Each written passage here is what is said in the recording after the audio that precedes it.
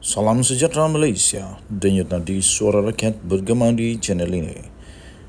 Jangan lupa tekan butang subscribe, like dan share. Malaysia kita punya, cintai Malaysiaku, kita jaga kita.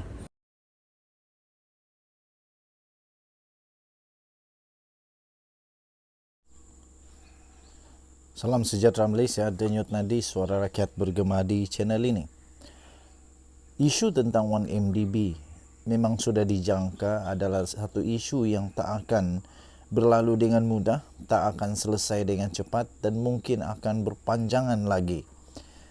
Buktinya sampai kini walaupun Najib Razak sudah dipenjarakan, isu ataupun kes 1MDB belum selesai. Terbaru ada rakaman terbaru, bukti terbaru mengenai 1MDB. Dan bukti ini boleh menyebabkan Najib berada di penjara lagi nanti. Telah diterbitkan di Malaysia kini 21 Jun 2023. Rakaman audio 1MDB macam suara Najib, kata Irwan.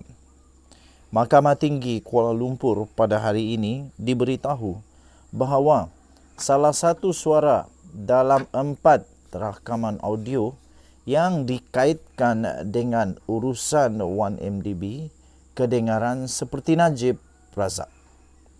Bekas Ketua Setiausaha Perbendaharaan iaitu Muhammad Irwan Serigar Abdullah berkata demikian ketika memberi keterangan di dalam perbicaraan terhadap Datuk Seri Najib Tun Razak berhubung penyelewengan 2.28 bilion dana 1MDB. Saksi pendakwaan ke-42 itu memberi keterangan berhubung salah satu suara dalam keempat-empat rakaman audio berkenaan yang dimainkan ketika pemeriksaan utama oleh Timbalan Pendakwa Raya Ahmad Akram Garib. Jawab Irwan apabila ditanya oleh Akram, beliau berkata suaranya macam Najib. Dua daripada rakaman audio itu didakwa merupakan perbualan di antara Najib dan seorang pemimpin daripada Timur Tengah. Irwan juga mengenal pasti salah seorang daripada pemilik suara itu ialah Amhari Effendi Nazaruddin, iaitu bekas pegawai khas Najib. Amhari juga merupakan saksi pendakwaan.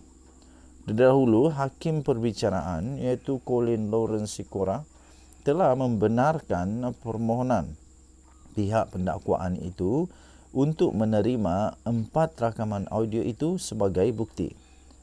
4 rakaman audio itu adalah sebahagian daripada beberapa lagi rakaman yang telah didedahkan oleh Ketua Pesuruhjaya SPRM Latifah Koya pada tahun Januari 2020 yang lalu. Ia dikatakan melibatkan Najib dan individu lain yang dikaitkan dengan 1MDB.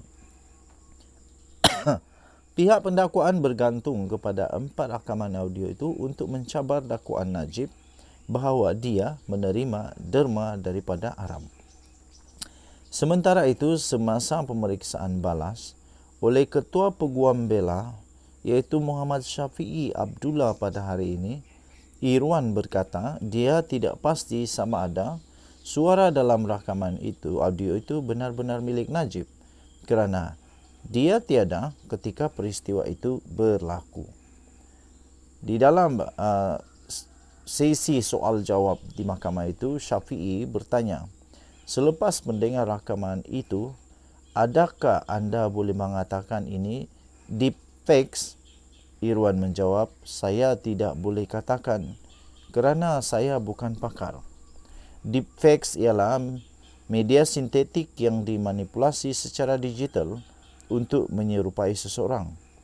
Perbicaraan berkaitan 1MDB akan disambung semula pada 7 Julai akan datang.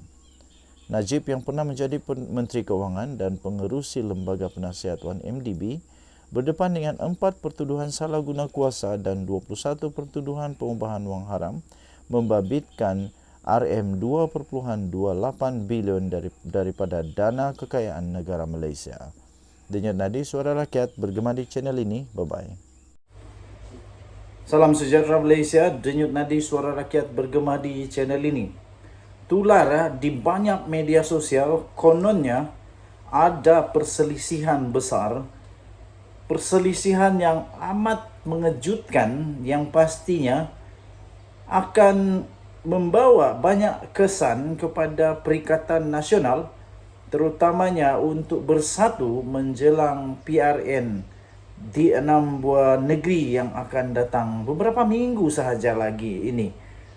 Dikabarkan banyak negeri yang bakal akan membubarkan Dewan Undangan Negeri dalam hanya beberapa minggu saja lagi. Dengan berita yang tersebar luas itu, boleh membawa banyak pengaruh yang amat besar kepada Perikatan Nasional dan juga bersatu.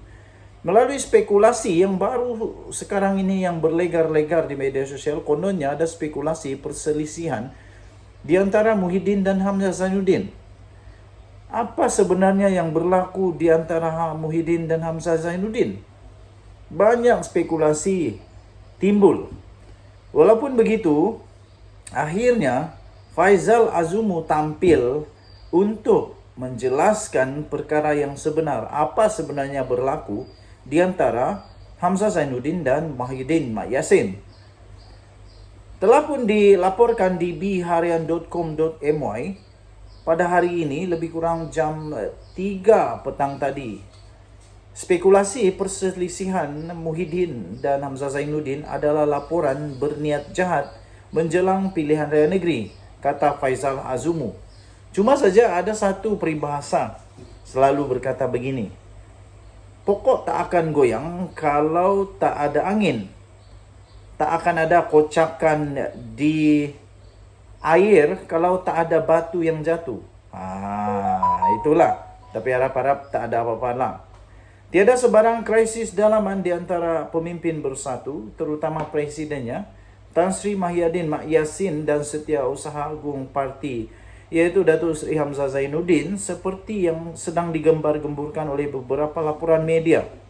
Timbalan Presiden Bersatu sendiri, Datuk Seri Ahmad Faizal Azumu, menyifatkan bahawa dakwaan yang memetik sumber itu sebagai satu laporan yang berniat jahat.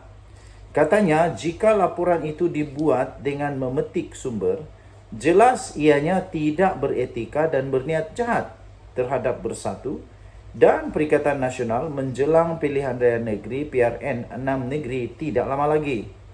Laporan itu berniat jahat, katanya. Tambahnya lagi, buat berita dan hanya memetik sumber tidak beretika, katanya kepada BH. FMT telah melaporkan bahawa kononnya timbul spekulasi mendakwa Hamzah Zainuddin dan Muhyiddin Mak Yassin bertelagah mengenai hala tuju parti itu. Ia katanya berkaitan dengan timbul kononnya ada kabar angin yang menyatakan Hamzah Zainuddin yang juga Setiausaha Agung PN mungkin akan digantikan sebagai ketua pembangkang di Parlimen. Dua nama telah disebut menggantikan Hamzah Zainuddin, iaitu Ahli Parlimen Arau Datuk Seri Saidan Kasim atau Ahli Parlimen Ketereh Datuk Clear Muhammad Noor. Mengulas isu yang sama, Ketua Penerangan Bersatu Datuk Razali Idris berkata spekulasi itu adalah cubaan pihak tertentu yang sengaja dicetuskan menjelang PRN di 6 negeri untuk memburukkan Bersatu dan PN. Denyut nadi suara rakyat bergema di channel ini. Jangan lupa tekan butang subscribe, like dan share. Bye-bye.